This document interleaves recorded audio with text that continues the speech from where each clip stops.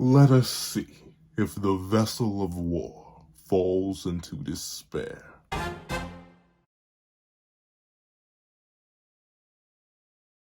Thank you to our final patrons, Redwolf4765, Midnight Gemlord, and Sean. Thank you to our $3 members, Recliner Plays and Redwolf4765. And a very big thank you to our $25 patron, Alex Ice Rose. Now, before I have this breakdown / live reaction and review of chapter 124 of Chainsaw Man, please go ahead and leave your own on the chapter in the comment section down below. Leave a like and subscribe if you haven't already. Also, you hit that little notification so you miss out on any videos that come to the channel. Also I do a page down below. Each more as low as $1 down month. Exclusive videos, early content, and more. You can also now become a member of the channel for as low as $3 a month to get the same perks and more.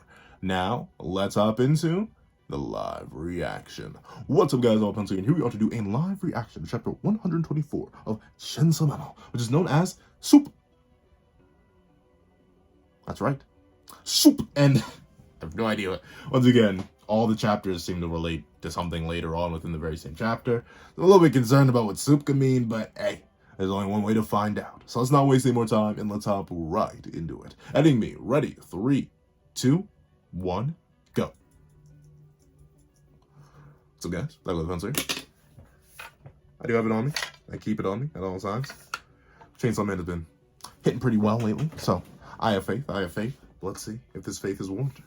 Let's hop right into it. You're starting to lose your grip. Listen to me, darn it. Yeah, that trauma hitting different. I think that's interesting though. It's not the trauma of losing her mother. It's the trauma of losing the cat. Oh, we don't necessarily know, but I mean, I don't remember. Do we know that much about the relationship between us and her mom? I'm not exactly sure, but it's interesting. I just find that interesting. The fact that it's the cat that trauma. Like, this is the one that's causing her to fall. She's dealing with the falling D, and the one that's causing her to fall is not the trauma that made her an orphan. It's the trauma of losing what kept her sanity as an orphan. That's what's. I mean, maybe we'll see the mom later. Maybe it's like the further you fall, the deeper the trauma goes to make you fall more. You just keep falling and falling and falling. But interesting. Very intriguing. Very intriguing. But yeah, she is going. She's moving. Asa, repeat after me. Nail knife. Like a knife? From the... I don't like ripping off hangnails. I can't imagine ripping off my own. A whole nail? I gotta sacrifice the whole thing, y'all? Can I keep like a piece of it? Not the whole thing. Ew. I mean, and it looks like, ew, it looks like it formed a finger of its, ew. Oh, yep, and it's painful. Yeah. And she is not seeing a big, delicious cake. She is just in pain. Golly, what is the nail knife gonna do, though? Is it gonna stop her fall? I have no idea, but can you imagine grabbing your own? I know it was weird. Like, this is the world of superpowers, otherworldly creatures, monsters and beasts of all different varieties. And the thing that's throwing me off the most, the thing that has me going, ew, nasty, is a nail knife. But I don't know, it just seems so... Like, it's not like... I'd assume, taking a wild guess here, just throwing it out there, I'd assume getting your whole finger chopped off is more painful than losing a nail. I assume getting a whole leg chopped off, even though you don't know where you would feel the pain, because where you're supposed to feel it, and your leg, you ain't got a leg no more. But regardless, that's like, it's the weird, like, just ugh. Like, it's specifically the pointer fingernail too. Like, imagine pointing at somebody and they're just like, oh, your whole nail is gone. It's gotta be weird. Let's see. Yeah. Oh. Wow. So that gave your control back over the body. Interesting. Was it the pain? Was it the pain of, like, was it like actual physical pain instead of mental pain that broke the trance that the FD had over her? Interesting. And where is the FD? Like, notably, they ran a pretty decent distance, but they're still, everyone here is still under the effects of them. I wonder. I still fall downward. Thought so. Also, you focus on the pain in your finger. It'll keep your fear. Okay. Okay. That makes sense. It's kind of like, I've heard situations like that. Like, usually when you're hopped up on adrenaline from pain or danger or something like that, like, any other logic goes out the window. Like, your body's still, like, focusing a lot on the pain and trying to stop that response before considering any mental response. Because, like, A mental response, as crazy as they can be calmed down. If you're like in danger of losing a limb, or like losing a piece of your body, or losing your life especially, typically all mental functions will kind of just be like, nope. That's kind of why it also leads to like physical amps. Like, you ever feel like everyone's heard the story of like what, the teenage girl that lifted like a truck or a car off her father? Like, you could get multiple grown men to try and lift up a car off a human being, and they would very likely fail if they didn't have the same connection that the girl did, and she got the adrenaline amp. Because the human body is capable of so much more, so many higher levels of strength. You can bite off your own thumb. It's just that your brain is like, hey, don't do that. We need that, or else we'd have these, and it's hard to. I can't imagine drawing without my thumb. Even though hypothetically I could do it, it would just be more like this. But even then, remove the thumb. It just gets very strained without the thumb. And your body, in the same way, will do a lot of things beyond its limits when it's like, oh, well, the limits don't matter. As long as I can live by breaking the limits, then I'll break the limits. That'll be like lifting cars up, superhuman feats of strength. Like, isn't Revenant based on a true story? Didn't like Leonardo DiCaprio, whoever he was based on, actually fight off a bear? Like, put a random dude in the cage with a bear. No amount of martial arts training is going to take down a grizzly bear, but with superhuman strength, that strength that comes when your body's like, we don't care if your blood vessels pop, if your bones shatter, if you grind your teeth into dust, we can go there. So there's like levels to it. I'd say it goes like mental issues, slight physical issues, death. If you are ever here, your body will be like, we cannot worry about anything else other than avoiding the big D, so we gotta do this. That's interesting. And I suppose that, like, autonomous... So it's interesting. Yoru can still feel the things that happen to Asa's body. You can see she's still even dropping and dripping. But it seems like her control or her lack of... Interesting, though. She should be affected, too. I guess she just has stronger willpower, which makes sense. But she should be traumatized by Chainsaw Man, right? So she should have a fear. She should be having a flashback memory as well. Interesting.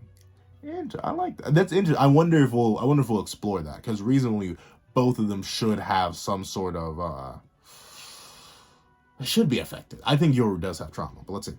A traumatic flashback followed by reverse gravity. Some of the humans are unaffected. The D's name is trauma, gravity, moon, sewer slide. No. This D makes your hair stand on end. The fear is more primal than that. Fall. Interesting. We have fear of the moon? I mean, to be fair, like, I still remember when I was young. Back when I was a young warthog. Boom. Thanks. But regardless, back when I was a young warthog, I very specifically remember, I think it was a supermoon. Those happened. Like, we're just due to perspective, stuff like that. The moon seemed really, really big. I remember asking my mom, hey, is that thing gonna hit us? It was just a big old rock. Well, I don't even think I understood it was a rock. It just like this thing that was at most like this big for the most part, from my little tiny human brain perspective, tiny baby brain, tiny baby pencils. Like, why is that thing so big? It looks close. Like, it legit looked bigger than some of the houses nearby. That was like a mega supermoon, at least from my weird memory perspective of it. It was so long ago. It was literally over maybe a decade or 2 decades ago at this point.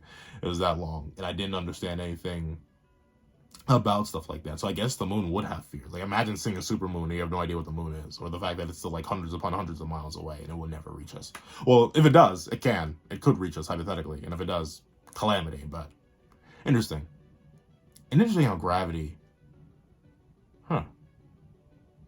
Very interesting points about it. Trauma, gravity, moon, sewer slide.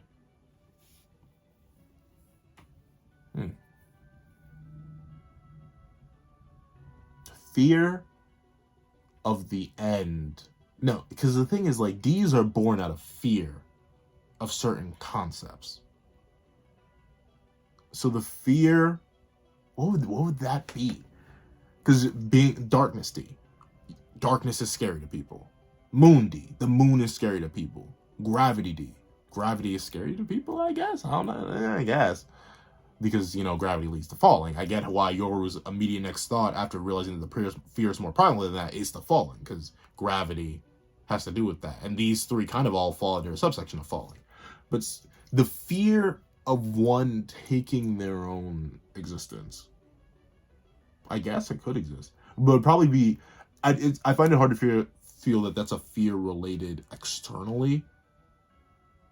Like, I highly doubt people just ran. I mean, who knows? I'm lucky enough to not have to worry about that. So maybe, I don't know, but that's interesting. It's probably, I'd assume it'd be the fear of someone else removing their own existence, not you fearing that you may. Actually, no. There's that thing. What is it? It's like the call of the void or something, where people will just, like, I'll admit, it's happened to me too. I've just been driving. It's like, that cliff looked mad appetizing, bro. I bet I could make it. Like, legitimately, something I've heard of it and I've experienced it myself. It's never fully crossed my mind. It's always just been a half a second thought, like, I could skydive without a parachute. It's possible, but I guess there are things that could happen. Though it's interesting that Yoru was able to, like, break it down, analyze, use her knowledge of the underworld to figure out, like, oh, this is falling. Why did she appear here? So it is a she. It is just genuinely she. It didn't just incarnate into a female body. It's a genuine she. Is it coincidence or famine's interference again? Based on, I understand why. I actually wonder what they talked about. If they talked at all. What were Famine and Yoru discussing? If Famine even had a discussion with Yoru. Because Yoru seems to be, once again, the baby sister to Famine. Famine doesn't seem to have any sort of, like, respect for Yoru or anything like that, and obviously has a greater degree of power, just based on the fact that it can just rip the personality right out of Asa and be like, all right, we're going this, you figure it out. It is entirely possible, though I think we know that this is beyond Famine's doing, because last chapter they didn't necessarily, not in the last chapter, I think the chapter before that or last chapter, they're like, I have no idea, I ain't doing this. So interesting. Yep, so she's seeing, like, interesting though, she shouldn't have that memory, unless she went afterwards and, like, saw the cat underwater. She shouldn't have this memory, because the woman did it overnight. At least I believe. Let's see. Yoru looking at Asa? Oh, okay. Okay, so I see what's happening here. As she's trying to consider the situation, the pain begins to subside of Asa losing her fingernail, and then the memories start to come back. I'm assuming we don't see it here, but I bet they start to float again, and then Yoru, in an attempt to keep Asa grounded, immediately slices the hand again, just to get that pain focusing back in. So, because essentially Asa is just a living liability, up until the point where she manages to overcome this trauma, overcome this fear, then she's just going to keep being a liability. At any moment, like, Yoru still needs to escape, and Asa obviously is Yoru in the same case that they share the same body. So they both need to go.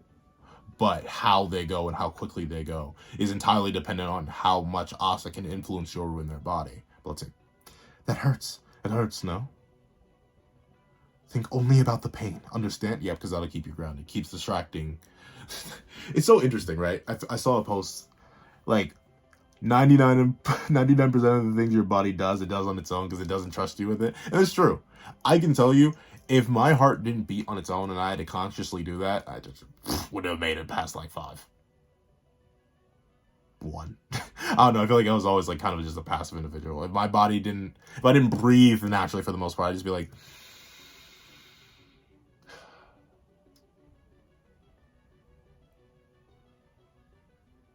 oh wait, I need to breathe. And so, I mean, maybe if it brought me close to, like, asphyxiation, I would consistently remember. But, like, yeah, the body does a lot of things on its own. So it's so interesting to see, like, the internal thought process being revolved within this body, and seeing Yoru, due to her, like, non-human status, being perfectly fine with it. Let's see. Uh-oh. Yoru sees something? Maybe? She starts doing the dash and making it go fast. Forget the fame. All she wants is them bands. Let's see. But no, she's levitating again. She's flying like an eagle. Oh, oh, oh, oh, oh, oh. But I guess that's interesting how, like, not gonna test it. And neither do you. But let me think. Now that I think about it, no, I do occasionally just appear with cuts. Like not like I know I just brush against things accidentally, don't notice it, and then a few days later I'll look and be like, oh, interesting, got a scab. Do not remember where that came from. Like, I feel like I know it happens to more people than just me. I know I'm not just crazy because my friends have done it too. They've been like, I'll point out like, oh, dude, you okay? They'll have like a not long. It'll be like at least this big. It'll be noticeable. It'll be on their arm or something like that, or their leg, and they'll be like, oh yeah, I have no idea where that came from. So it's interesting that the body. It shows that the body can just ignore pain if it's not like too major. But this is like a slice on the hand. You think that pain wouldn't? You think that pain would last a bit longer, but no, Yoru immediately starts floating again, even in spite of that.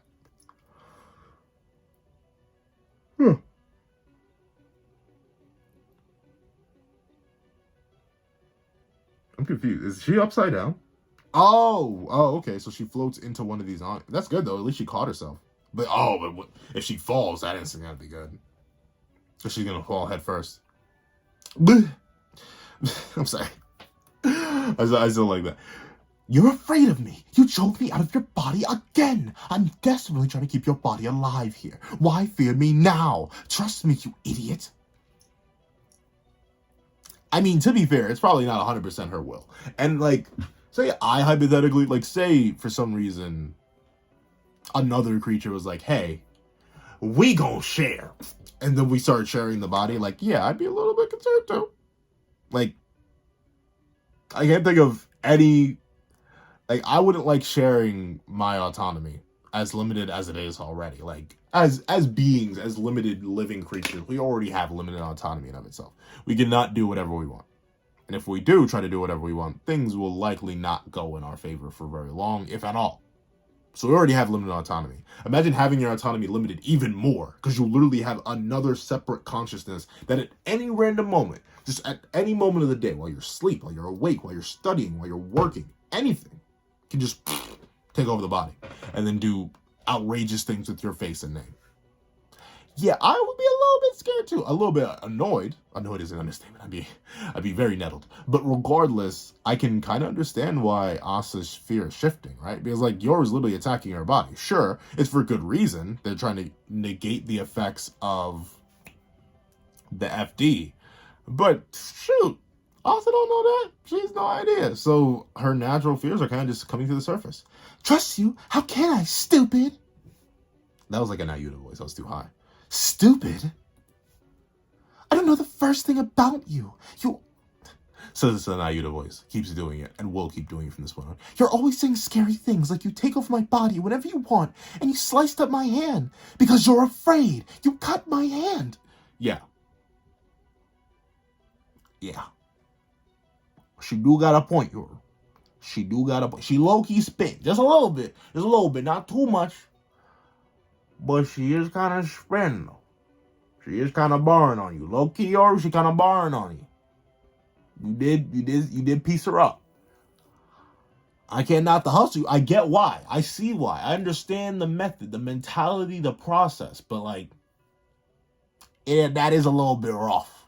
That is a little bit rough, if you know what I'm saying. Oop. Now they just gotta awkwardly stand in silence. The D's power is making you negative. Think through this rationally. Can you spell rationally, Yoru? Because sometimes you don't. Like, hold on. I gotta take a sip as I consider this, but sometimes you know, like, I'm not sure if this is just Yoru intelligence power creep. Like,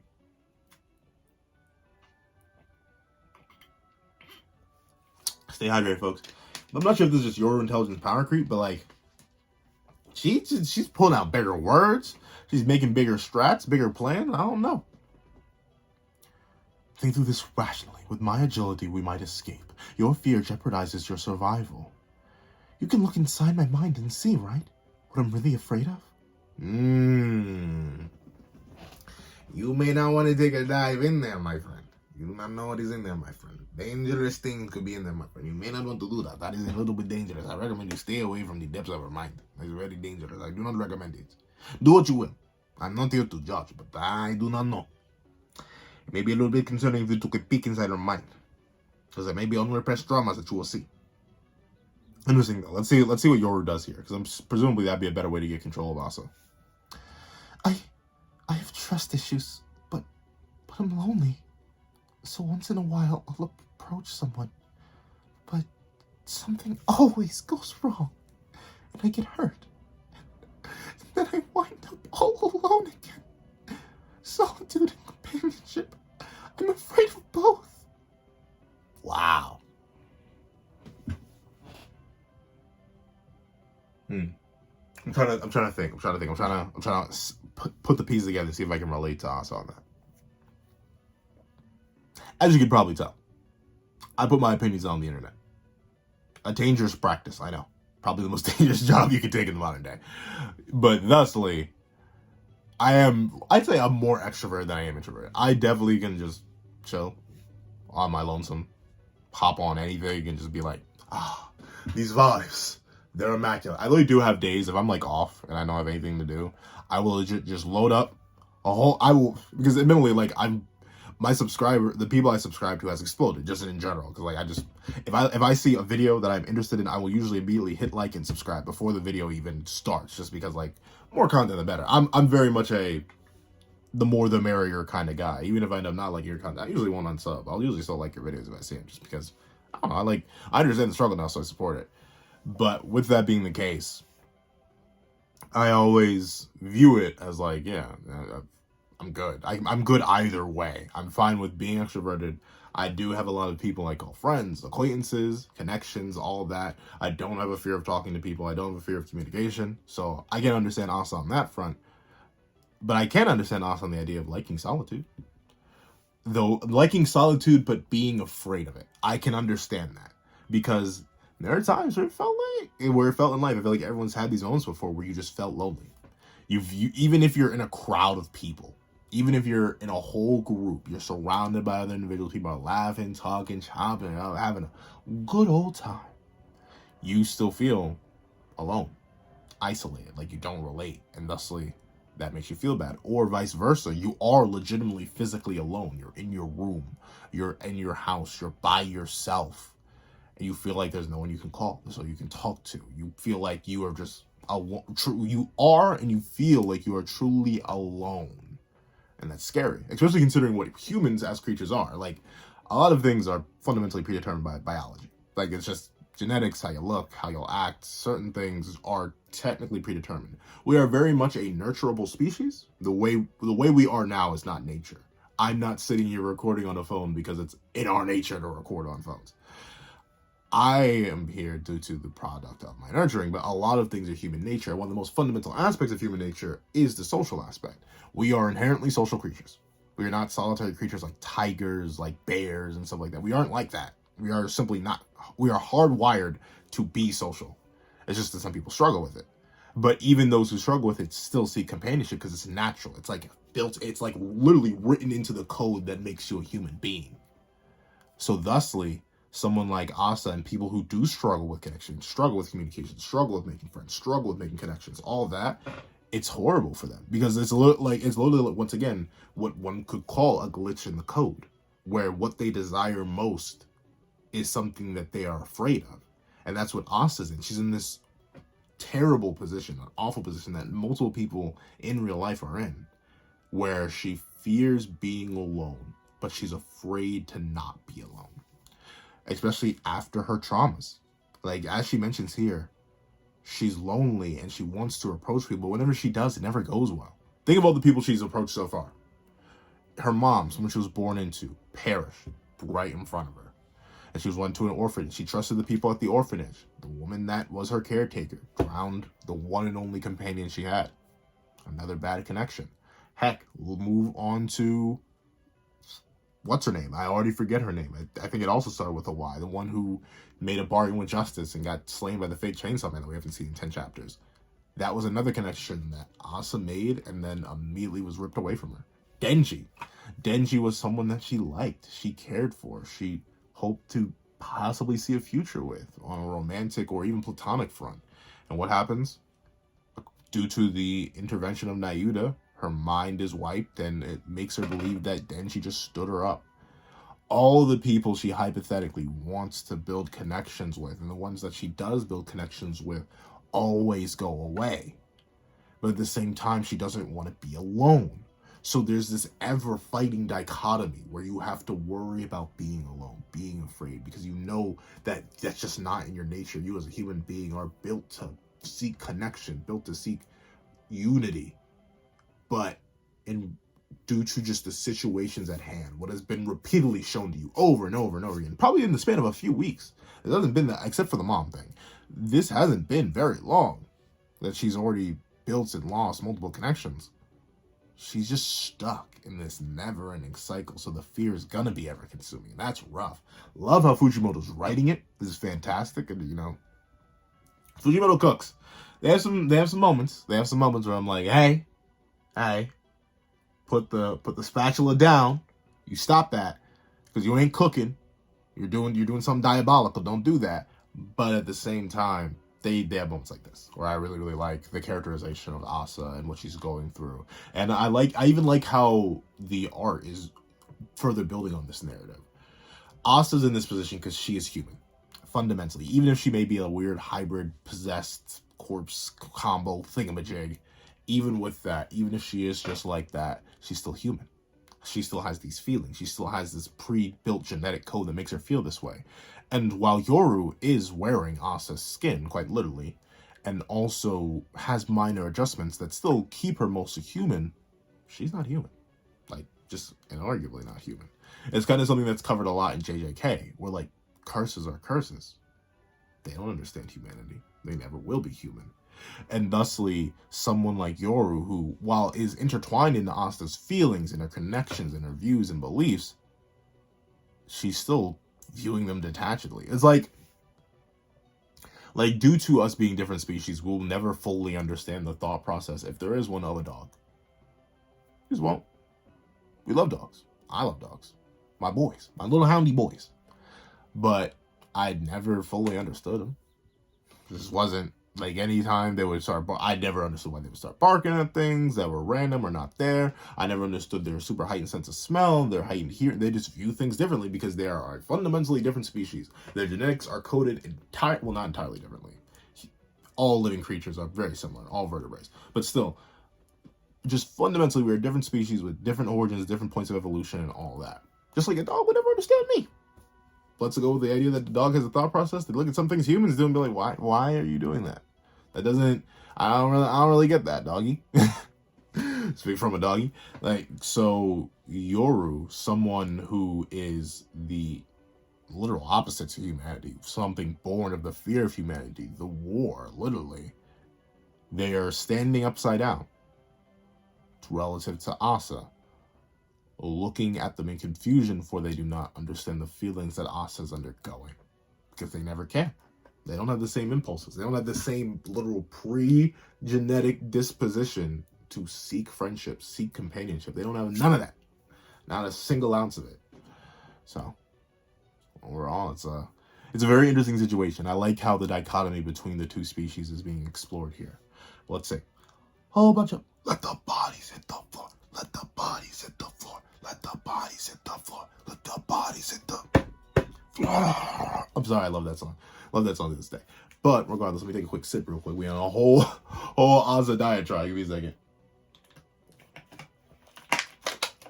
That got there some more. My apologies. I do have a microphone. I could make an ASMR channel. How many of y'all would want me to do ASMR? Just breathing in the microphone. What? That probably get bored of you saying that. Regardless, let's see. The bodies have hit the floor. Wow. For the soup course, I present Delut Adelanta, a pottage made from the ears, tongue, and nose of a DH who tried to hunt me. Wow. She really chefing it up, though. Like that's some W presentation. She's got the creativity behind it. She's even, like, cooking it. She presents it nice on a... Oh, this feels so weird to talk about. But, like, she's presented all nice and clean on this nice tray. Like, I'm not sure who she's serving it. Like, who is she talking to? Legit, like, I have no idea who she's... Like, before it made sense. She was just, like, speaking relative to herself and in general correlation to the underworld species. Like, who is she... Oh, there's a door. There's a door. a door to darkness. Riku! Riku! I can't do Sora's voice. I want to, like, that. Despite how much I love Kingdom Hearts, as you all can very likely tell. It's a plot twist. I'm not actually an anime YouTuber. I'm a Kingdom Hearts YouTuber and a Kingdom Hearts individual wielding the skin of a like, anime YouTuber. But even then, I'm a Kingdom Hearts YouTuber wielding the skin of an anime YouTuber who's really wielding the skin of a manga YouTuber. That's like there are 3 layers to it, multiple layers into different fandoms. As much as I am a Kingdom Hearts fan, I can do like none of the voices from that series. I've listened to them so much. I have so much data. The numbers, Mason, the numbers. I have them all loaded into my head, but I can't do it. Even my Mickey Mouse, which is something I kind of like, I don't think I can do it as well as I used to. Ha ha! Goofy! Get the rocket! Goofy! Like, I can't hit it the same way that I used to. I don't think my voice got deeper or anything. It's just I was out of practice for a long time. So I can't whip out the Mickey Mouse like I used to. Minnie, get the rocket. I'm sorry. I watched Regular Pat's one day. I was working on a whole bunch of drawings and stuff like that. I watched Regular Pat's KH3 playthrough, and I don't even fully get the reference. It's just that he made Woody like mean against Lego people, and like every once in a while throughout that entire 3-hour like stream highlight video, you're like, get the rocket. What do you get the rocket? And I think that is a line voice clip from the game, but he's giving it different context, but just the way he said it consistently has me flashing back to like, get the rocket. And this, every time I think of, it's a weird correlation line in my head where it's like Kingdom Hearts means Mickey means Disney owns Pixar means Buzz means, it links back to Kingdom Hearts, which then links to Regular Pat, which links to get the rocket. But let's see. Serving up a person to the underworld. I'm very concerned for them. Up there, yeah, there's the ear.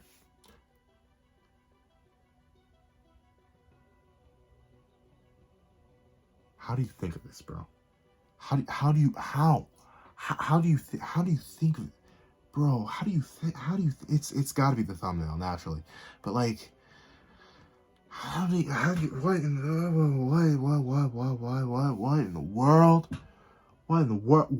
world? Oh, sweet mother of mercy. Sweet mother, what in the world? Fujimoto, what is this? Sweet, my sweet Bippy, my word, what? What am I looking at? Help me, what am I looking at? I don't even want to look at, oh my lord. It's Caterpie on stare, oh my lord. Oh, my eyes are burning. Oh, they're burning. Oh, God. Oh. What is this? I can't even look at it. We're moving on.